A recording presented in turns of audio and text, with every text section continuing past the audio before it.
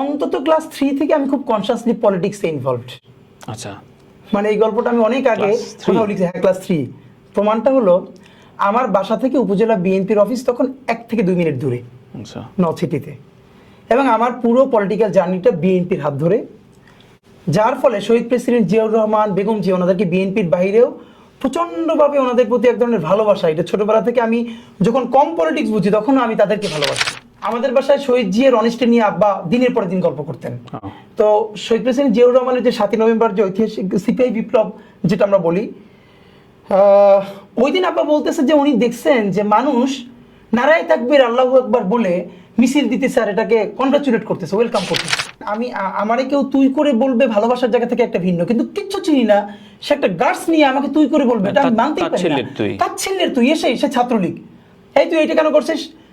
সালাম দিলাম হ্যান্ডশেক করার জন্য, স্বাভাবিক আমি ভদ্রতার খাতিরে 2 হাত দিয়ে করি। তো নতুন নিয়ম জানলাম যে 2 হাত দিয়ে করলে শিবির, 2 হাত দিয়ে করে। হ্যাঁ, আমি আপনাকে হলে বলি আমাকে কি কি শিখানো হয়েছে। আমাদের আব্বা বলতো যে এতই করা যাবে না, কারণ অনেক কিছু করবে, এবং আব্বাই বলতো যে বিএনপিকে ক্ষমতা আসতে দেওয়া হবে না। আমি এখন ভাবি সেইটা কিভাবে রিড করছে। নিজামী সাহেব, সাইদি সাহেবদেরকে যখন গ্রেপ্তার করা হয় নাই, সে তখন বলছে যে চুপ করে থাকো, দেশে অনেক বড় কিছু করা লাগবে, এদের কাউরে বাঁচতে দেওয়া হবে না। আব্বা মারা গেছে 12তে, এরপরে তো এই শাহবাগ হয়েছে, তাদেরকে ফাঁসি দেওয়া হয়েছে, কিন্তু আব্বা আমাদেরকে বলতো যেগুলো ঘটবে, এবং আমি তো প্রচন্ড উত্তেজিত হইতাম। তা আব্বা বলতো যে কিছু মানুষের বাইচে থাকা দরকার। আমার মনে আছে এই কথাটা, মানে আমি বলতাম তাহলে আমি কি হিপোক্রেট হবো, আমি কি মুনাফিক হবো, আমি কি এইটা জানিয়ে আমি এটা করবো না? তখন আব্বা বলতো যে কেউ থাকবে না একসময় কথা বলার, একটু চুপ করে থাকো, যতটা ধৈর্য নিয়ে থাকা যায়। খামার বাড়ির সামনে থেকে একদিন আসতেছি আমি, সাইফুডসের যশোর ব্রাঞ্চে একটা সেমিনার নিতে গেছি। আচ্ছা, হেঁটে আসতেছি, একজনে বাইক উল্টোভাবে চালাচ্ছে, থেকে আপনার ফুটপাথ থেকে এক ভদ্রমহিলার গায়ে লেগে গেছে। আমি সাথে সাথে গিয়ে প্রতিবাদ করলাম। মানে দেখেন সোসাইটি কিছু উঠাই আমার সেগুলো রাজাকারের বাচ্চা, কোনো কথা ছাড়া। মানে আমি কেন প্রতিবাদ করতেছি? ও আচ্ছা, মানে হইলো এইরকম চেহারা যে কোনো ছেলে মেয়েকে আপনি অপরাধ করলেও সে যদি প্রতিবাদ করে আপনি এই, তখন আমার মনে হলো আমার ঢাকায় যেসব পরিচিত স্টুডেন্ট আছে, ভাই বন্ধুরা আছে, স্বাভাবিক পরিবেশ থাকলে ওনারে আমি ওখানে হাড্ডিগুড্ডি খুলে ফেলতে পারি।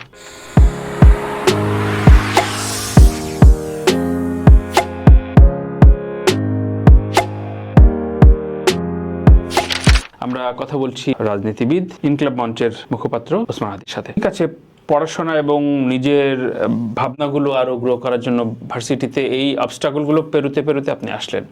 কখন মনে হলো যে রাজনৈতিকভাবে আপনার একটা বড় আইডেন্টিটি এবং এটা নিয়ে একটা স্টেপ আপ করা দরকার? তখন তো ছাত্রলীগ বলের ভেতরে টোটালটা আপনারা বন্দী। মানে ধরেন পলিটিক্যাল কনসাসনেস বলতে যেটা বুঝায়, আবার ওই গ্রুমিংটা প্রথমত আমার পরিবার, আমরা ভাই বোন আব্বা সহ বসে ছোটবেলা থেকে যেই পরিমাণ যেমন মানে পলিটিক্যাল আড্ডা হইতো, এটা আমি আমাদের ফ্রেন্ডদের কোনো পরিবারে দেখি নাই। অন্তত ক্লাস 3 থেকে আমি খুব কনসিয়াসলি পলিটিক্সে ইনভলভড। আচ্ছা, মানে এই গল্পটা আমি অনেক আগে কোথাও লিখছি। হ্যাঁ, ক্লাস 3। প্রমাণটা হলো আমার বাসা থেকে উপজেলা বিএনপির অফিস তখন 1 থেকে 2 মিনিট দূরে, আচ্ছা, নলছিটিতে। এবং আমার পুরো পলিটিক্যাল জার্নিটা বিএনপির হাত ধরে, যার ফলে শহীদ প্রেসিডেন্ট জিয়াউর রহমান, বেগম জিয়া ওনাদেরকে বিএনপির বাইরেও প্রচণ্ডভাবে ওনাদের প্রতি এক ধরনের ভালোবাসা। এটা ছোটবেলা থেকে আমি যখন কম পলিটিক্স বুঝি তখনও আমি তাদেরকে ভালোবাসি।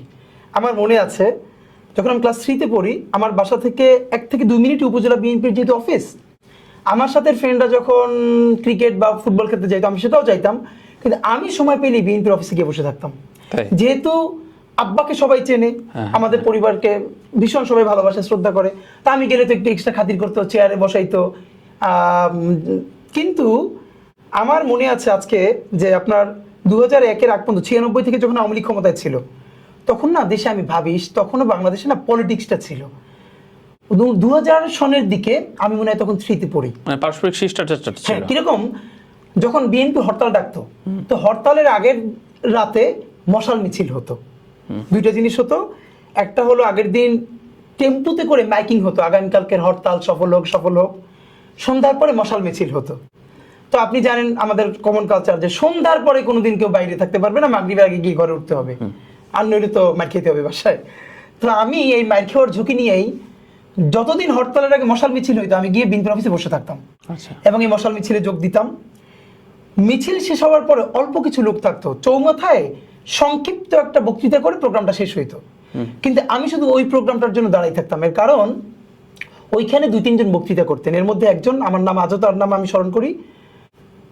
বক্তৃতা যে একটা আর্ট হইতে পারে, এইটা আমি জীবনের প্রথম মাথায় আসছে তৎকালীন ছাত্র দলের সভাপতি মান্না ভাই। তো ওনার বক্তৃতা শোনার জন্য আমি দাঁড়িয়ে থাকতাম, উনি বক্তৃতা করতেন। আচ্ছা। এবং উনি স্লোগান ধরতেন দুর্দান্ত। মানে ওনার ইম্প্যাক্ট আমার মধ্যে কেমনে পড়ছে, আমি রাত্রিরে বাসায় ফিরে ফ্লাস্ক আছে না, ফ্লাস্ক ভেঙে গেলে যে উপরের খোসাটা থাকে, কথা বললে অনেক শব্দ হয়, আমি বাসায় এসে সেই স্লোগানগুলো দিতাম। দোকানপাট ঘুরবে না, গাড়ি ঘোড়া চলবে না, হিরোইজম পাইলেন আপনি। হ্যাঁ, এবং তার বক্তৃতাটা আমি বাসায় করতাম। আচ্ছা আচ্ছা। পরের দিন সকালে যখন হরতাল, স্বাভাবিকভাবে মাদ্রাসা বন্ধ, ক্লাস হইতো না, তো আমি ওই যে পিকেটিং এ তাদের সাথে যোগ দিতাম। মানে তারা হাঁটতো, তাদের সাথে চলতাম। এবং হরতালের আগের দিন যখন টেম্পুতে ম্যাকিং হতো, আগামীকালকের হরতাল সফল হোক, আমি তাদের সাথে টেম্পুতে উঠে যেতাম। আচ্ছা আচ্ছা। এবং আমার তখন বলতো যে তুমি বলো। সে সময় রুলিং সিস্টেমের বিরুদ্ধে যে এই যে প্রতিরোধ করা, এটা কি আপনার একদম পারিবারিক জায়গা থেকেই? হ্যাঁ, এখানে দুইটা ব্যাপার ছিল। আমার আব্বা হচ্ছেন শহীদ প্রেসিডেন্ট জিয়াউর রহমানের অসম্ভব গুণগ্রাহী একজন মানুষ। এর কারণ হলো ওনার দুইটা ওনার গল্প। একটা হলো 7ই নভেম্বর যখন ঐতিহাসিক সিপাহী বিপ্লব হয়, আমার আব্বা তখন ঢাকায়। তো উনি আমাদেরকে বলতেন যে, মানে আমাদের বাসায় শহীদ জিয়ার অনিষ্টে নিয়ে আব্বা দিনের পরে দিন গল্প করতেন। তো শহীদ প্রেসিডেন্ট জিয়াউর রহমানের যে 7ই নভেম্বর যে ঐতিহাসিক সিপাহী বিপ্লব যেটা আমরা বলি, ওই দিন আব্বা বলতেছে যে উনি দেখছেন যে মানুষ নারায়ে তাকবীর আল্লাহু আকবার বলে মিছিল দিতেছে, আর এটাকে কনগ্রাচুলেট করতেছে, ওয়েলকাম করতেছে। আমার উপজেলায় শহীদ প্রেসিডেন্ট জিয়াউর রহমান খালকাটা কর্মসূচিতে গেছিলেন, এবং আলেমদের তরফ থেকে আব্বা তার সাথে মিট করার সুযোগ পেয়েছিল। এবং ওই যে তার ইম্প্যাক্ট, তার সাথে চলা, এত সিম্পল লাইফ। এবং আমি আপনাকে বলি, এটা আব্বা আমাকে বলছে অনেক পরে, আমি এইটা আবার অনুরণন পাইছি। মানে আব্বা যখন বলে তখন তো আমরা ছোট। সর্বশেষ এটা আমার দেশ পত্রিকায় সম্ভবত 2011 সালে জিয়াউর রহমানের পেশ সচিব ছিলেন, ভদ্রলোকের নামটা এই মুহূর্তে বলি, উনি এখন আমেরিকায়। শহীদ প্রেসিডেন্ট জিয়াউর রহমান মারা যাওয়ার পরে উনি আবার ভয়েস অফ আমেরিকায় যোগ দিছে। হ্যাঁ, যোগ দিছে। উনি বাংলাদেশে আসছিলেন। তো আমার দেশ ওনার 2টা ইন্টারভিউ ছাপছে। উনি একসময় চলচ্চিত্র নায়কও ছিলেন, আর জিয়াউর রহমান ওনাকে ডাইকে আবার ওনার প্রেস সচিব বানাইছিলেন। তো উনি দীর্ঘ একটা কলাম লিখছিলেন জিয়াউর রহমানের স্মৃতি নিয়ে, ইন্টারভিউ নিয়ে।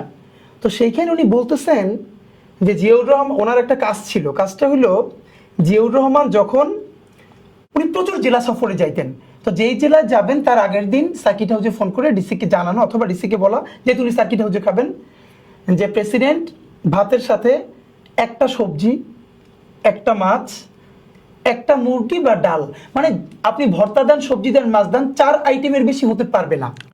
এর বেশি যদি হয় তাহলে প্রেসিডেন্ট খাবেন না। ওনার দায়িত্ব ছিল সেই প্রত্যেকটা ডিসি অফিসে ফোন করে এটা জানানো। এবং একবার পাবনার ঈশ্বরদীর যে বড় আছে কল, সেটা লস প্রজেক্ট দেখতে জিয়াউর রহমান ওখানে গেলেন, গিয়ে দেখলেন লাঞ্চের আয়োজন অনেক হয়েছে। তো উনি ওইটার এমডিকে ডেকে বললেন যে এই টাকা কার? অফিসের টাকা।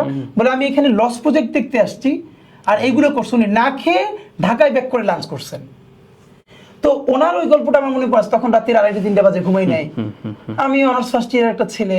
তখন আব্বা যে ছোটবেলা আমাদেরকে বলতো জিয়াউর রহমানের, তার মানে আপনি মফস্বল থেকে ঢাকায় গিয়েছেন জিয়ার আদর্শ বহন করে। একদম একদম। এবং আমার মনে আছে এরপরে বেগম জিয়ার লিগ্যাসি। বেগম জিয়াকে প্রথম দেখি 4 বা 5-এ পড়ি। উনি নির্বাচনী বক্তৃতা মনে হয় 2011 সালে ঝালকাঠি জেলায় গেলেন। তো আমি তো নলছিটি বাসা, আমার উপজেলায়। ওনানে আমার দেখতেই হবে, কিন্তু বাড়ি থেকে যাইতে দিবে না। আমি যদি বড়দের সাথে গিয়ে উঠি তাহলে সবাই বলবো হুজুরের ছেলে নিয়ে গেলে ঝামেলা পর্ব দিয়ে যাও। আমি সকালে একা একা গিয়ে উঠি, স্টেডিয়ামে বসে আছি বিকেল পর্যন্ত, যে সামনে থেকে ওনারে দেখতে হবে, ভদ্র মহিলারে। এবং সেইটা করে বাড়িতে ফিরলাম সন্ধ্যার পর। এর মানে হলো এই পলিটিক্যাল জার্নিটা আমার ছোটবেলা থেকে। আমি ভালো স্লোগান দিতাম, ভালো বক্তৃতা করতাম। এবং মজার ব্যাপার হলো 2001 সালে সম্ভবত আমি 5-এ পড়ি, আমার এলাকায় যিনি বিএনপির প্রার্থী, উনি ওনার নির্বাচনী প্রচারণায় আমি প্রথম বক্তৃতা করলাম। মানে হইলো আমার এলাকায় সবাই যেহেতু জানে আমি ভালো স্লোগান দিয়ে বক্তৃতা করি, সবাই ধরে উঠে দিল হাদি হুজুরের ছেলে, ও কথা বলবে। এবং এত ভালো হইছে, আমার মনে আছে ওই আমলে উনি বেশ কিছু টাকা গিফট দিলেন আমারে। তো আমি আবার ফ্রেন্ডদেরকে নিয়ে মিছিল টিছিল করে বাসায় ফিরে আসছি। তো ওই যে নির্বাচন অথবা ইলেকশন পলিটিক্স, এই পুরো জার্নিটা মানে যখন থেকে বুঝি, মানে তখন থেকে এটার সাথে আছি। তাহলে একটু ক্লিয়ার করেন হাদি, এই যে ভার্সিটি লাইফে এই যে প্রচুর তর্ক হচ্ছে সার্জিসদের নিয়ে, এই যে টোটাল সিস্টেমটা নিয়ে, যে অনুপ্রবেশের ক্ষেত্রে আপনাদের টিকে থাকার লড়াই, এটা একটা বড় ধরনের কৌশল ছিল কিনা, এবং এই কৌশলটা আসলে কখন কিভাবে তৈরি হলো? সার্জিসের ওপেন কিছু বক্তব্য পাওয়া যায় যেখানে বঙ্গবন্ধু শেখ মুজিবুর রহমানকে নিয়ে বলা, তর্কের একটা গ্রাউন্ড তৈরি করা। ওই সময় কিভাবে আপনার জার্নিটা কিভাবে কি ছিল? দেখেন, সামাজিক বাস্তবতা কি, আমি যখন জিয়া হলে উঠতে গেছি, মানে আমার হল ছিল জিয়া হল, আমি তো 2 দিন থেকে আমি চলে আসলাম। মানে আমি যেটা নিতে পারি নাই সেটা হলো এটার সাথে এটা কানেক্টেড। মানে ছোটবেলা থেকে যেহেতু একে আব্বার জার্নি, তারপরে আমিও আমার শুধু ক্লাসে না, মানে পুরো ক্যাম্পাসে ছোটবেলা থেকে ভীষণ সেলিব্রেটেড। মানে আমি যেখানে পড়ছি ইন্টার পর্যন্ত 5000 স্টুডেন্ট শুধু হোস্টেলে থাকতো। আচ্ছা। তো আমার আগে পরে আমার থেকে বেশি সেলিব্রেটেড কোনো ওখানে স্টুডেন্ট নাই, মানে সবাই মিলে এত ভালোবাসতো আমার এক নামে, আমার সিনিয়ররা জুনিয়ররা। এর মানে আমি একটা ডিগনিটির মধ্য দিয়ে আসছি। উঠে দেখলাম, মানে দেখেন, আমি আমারে কেউ তুই করে বলবে ভালোবাসার জায়গা থেকে একটা ভিন্ন, কিন্তু কিচ্ছু চিনি না, সে একটা গার্ডস নিয়ে আমাকে তুই করে বলবে, এটা আমি মানতেই পারি না। তাচ্ছিল্যের তুই, সে ছাত্রলীগ, এই তুই এটা কেন করছিস? সালাম দিলাম হ্যান্ডশেক করার জন্য, স্বাভাবিক আমি ভদ্রতার খাতিরে 2 হাত দিয়ে করি। তো নতুন নিয়ম জানলাম যে 2 হাত দিয়ে করলে শিবির, 2 হাত দিয়ে করে। হ্যাঁ, আমি আপনাকে হলে বলি আমাকে কি কি শেখানো হয়েছে আমাদেরকে গেস্ট রুমে। আপনি আমাকে সালাম দিলেন তো একটা আমাদের কালচার কি, 1 হাত বললে তো আর কিন্তু এলাকার বেয়াদব বলবে যে ছেলেটা কেমন, ওয়েস্টার্ন এরকম করে আমরা কিন্তু 2 হাত দিয়ে করি, করে একটু বুকে হাত রাখি অনার করে। তো এরকম করলাম, এটা করা যাবে না, এটা হলো শিবির। কিভাবে করতে হবে? বাম হাত পিছনে থাকবে, ডান হাতে এরকম হবে। ও আচ্ছা, এই হলো নন শিবির হ্যান্ডশেক। হ্যাঁ, এরপর আমার তুই তো করে বলতেছেন। আমি ওই রাত্রিরই বাসা, কারণ যেহেতু আমার বোনের বাসা ঢাকায়, আমার এমনিতেই থাকতে দিতে চায় না, আর আব্বা জানে। আমি এবার বলি যে আমরা 6 ভাই বোনের মধ্যে আমি সব থেকে বেশি মারমুখী। সবাই আব্বার এই চরিত্রটা কম বেশি পাইছে, কিন্তু আব্বা জানতেন যে আব্বার এই ক্যারেক্টারটা। ইভেন আমার মনে আছে, আমি আপনার বলি 2007-8-এর দিকে যখন ইমার্জেন্সি চলে, তখন ঢাকা বিশ্ববিদ্যালয়ে 5টা ডিপার্টমেন্টে মাদ্রাসা শিক্ষার্থীদের ভর্তি বন্ধ করা হয়েছিল। English, journalism, law, women and gender studies and আরেকটা বন্ধ করে দেওয়া হয়েছিল। আমি কিন্তু তখন বিশ্ববিদ্যালয়ে পড়ি না, আমি ইন্টার ফার্স্ট ইয়ার পড়ি। এবং 1/11-এর সময় ইমার্জেন্সি চলে, আমাদের ক্যাম্পাসে বসে পুরো ক্যাম্পাস, মানে জীবনও চিন্তা করে নাই, আগের রাতে শুধু অর্গানাইজ করছি, কেউ জানতো না। মুহূর্তের মধ্যে 1000 স্টুডেন্টের মিছিল নিয়ে 100 প্ল্যাকার্ড, সামনে ব্যানার, পিছনে ব্যানার, এবং সেখানে মিডিয়া হাজির। আমি ঝালকাঠি শহরে রওনা করছি। আমার পুরো ক্যাম্পাসটা, আমার প্রিন্সিপাল থেকে শুরু করে, যে এবার একে তো ইমার্জেন্সি চলে, যে এইটা চলবে না। আমি স্মারকলিপি দিতে ঝালকাঠি ডিসি অফিসের সামনে চলে গেছি। আমি চিন্তা করছি আমার নামও যদি কেটে দেয় তো প্রোগ্রাম তো হয়ে যাবে, তারপরে কি হোক, যে ঢাকা, কারণ আমি তো জানি যে আমি 2 বছর পর ঢাকা বিশ্ববিদ্যালয়ে ভর্তি পরীক্ষা দিব, এটা কেন বন্ধ, এবং এটা অন্যায়। এবং এইটা পরের দিন জাতীয় মিডিয়া অনেকগুলো আসছিল। তো আমার বড় ভাই ওইখানকার টিচার, তখন আমার বোন বলছে, আমার বড় ভাই আব্বারে ফোন করে বলতেছে যে আব্বা এইবার মনে হয় ওরে সেভ করা যাবে না, ওর নাম কাটবেই। মানে এমনিতে তো আমি নিজেও মাদ্রাসায় প্রচন্ড পপুলার বা সবাই, কিন্তু যেহেতু এটা মাদ্রাসার সিকিউরিটি ইস্যু, তা আব্বা নাকি আমার ভাইকে বলছিল যে কি করবা, ও তো হয়েছে একটু আমার মতো। আচ্ছা আচ্ছা। মানে এইগুলোর পরের দিন ওই প্রোগ্রাম করে আর মাদ্রাসার নাকি বাড়ি চলে আসছি, প্রচন্ড ক্লান্ত, ঘুমিয়ে পড়ছি। সকালে উঠে দেখি কি, আব্বা তখন পত্রিকা আসতো আমাদের ওখানে লঞ্চে করে, বরিশাল থেকে লঞ্চেটি নেমে একটু দেরিতে আসতো, 4-5টা পত্রিকা নিয়ে আসতে বাসায়। আমি ঘুম থেকে উঠে আব্বা বলে কি, এই দেখো এইটাই তোমাদের নিউজ আসছে। মানে সে সকাল থেকে গিয়ে পত্রিকা ওখানে দাঁড়াইছিল, সে সব পত্রিকায় ঘাটছে, এরপরে যেটা নিউজ হয়েছে সে নিয়ে আসছে আমার জন্য। তখন দেখলাম অনেকগুলো মিডিয়ায় আসছে। তো এই মানে আব্বা জানতো যে আমি ছেড়ে দেওয়ার পাবলিক না, তো ক্যাম্পাসে আমার ক্ষেত্রে এটা ঘটবে। আচ্ছা আচ্ছা। এবং আব্বা কোনোভাবে আমাকে হলে পারমিট করলো না। আপনাকে বলি যে আমি আব্বার উপর আমার এত কষ্ট ছিল একটা কারণে, যে আব্বা আমার হলে থাকতে দেয় নাই। আপনি জানেন যে ক্যাম্পাসের ডিবেট থেকে শুরু করে সবগুলো হলে হয় বেশি, এবং সেগুলো রাতে হয়। তা আমি তো হলে থাকি না। ডিউডিএস প্রথম দিকে কিছু ডিবেট করলাম, খুব ভালো, আমার সবাই অ্যাপ্রিসিয়েট করলো। কিন্তু দেখা গেছে অনেকগুলো বিকেলে প্রোগ্রাম, ক্যাম্পাসের বাস ছেড়ে আসে। তা আব্বা কোনো মতে বললো যে বাইচে থাকা জরুরি। এবং আব্বা মারা যাওয়ার আগে আব্বা বারবার বলতো যে দেশ খুব খারাপ হবে। তখন যখন নিজামী সাহেব, সাইদি সাহেবদেরকে অ্যারেস্ট করা হয় নাই, আমার মনে আছে 2008-এর যে নির্বাচন, তখন আমি বিএনপির পক্ষে বিরাট ভূমিকা রেখে আমার মানে মিছিল দেই। আচ্ছা আচ্ছা। কিন্তু আব্বা বলতো একটু রয়েছো।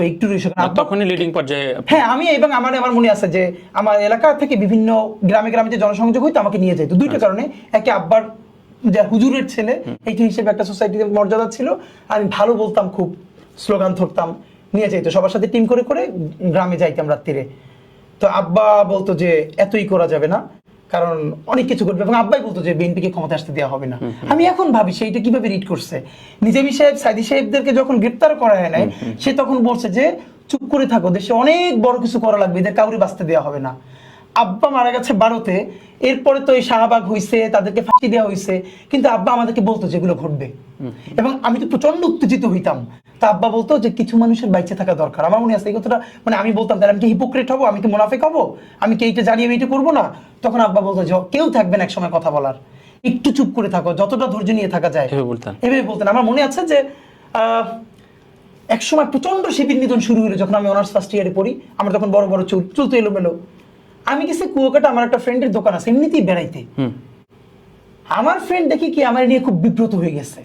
কেন? আচ্ছা। মানে ওইখানকার ওর দোকানদাররা সবাই মনে করছে আমি এই পাঞ্জাবি পরি, হালকা দাড়ি, এলোমেলো চুল, আমি মনে হয় ঢাকা বিশ্ববিদ্যালয়ের বিরাট শিবিরের নেতা, এবং এখন পালাইতে ওর কাছে আসছি। ও, এখন ও আমার বলতেও পারতেছে না, অথচ ও আমার অনেকদিন ধরে রিকোয়েস্ট করে যাওয়ার জন্য, আমার ক্যাম্পাস বন্ধ, আমি 2 দিন বেড়াইতে গেছি। মানে আপনি কি সামাজিক অবস্থা আপনি চিন্তা করেন।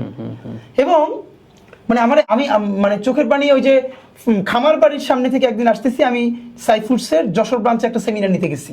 আচ্ছা। হেঁটে আসতেছি, একজনে বাইক উল্টোভাবে চালাচ্ছে, থেকে আপনার ফুটপাথ থেকে, এক ভদ্রমহিলার গায়ে লেগে গেছে।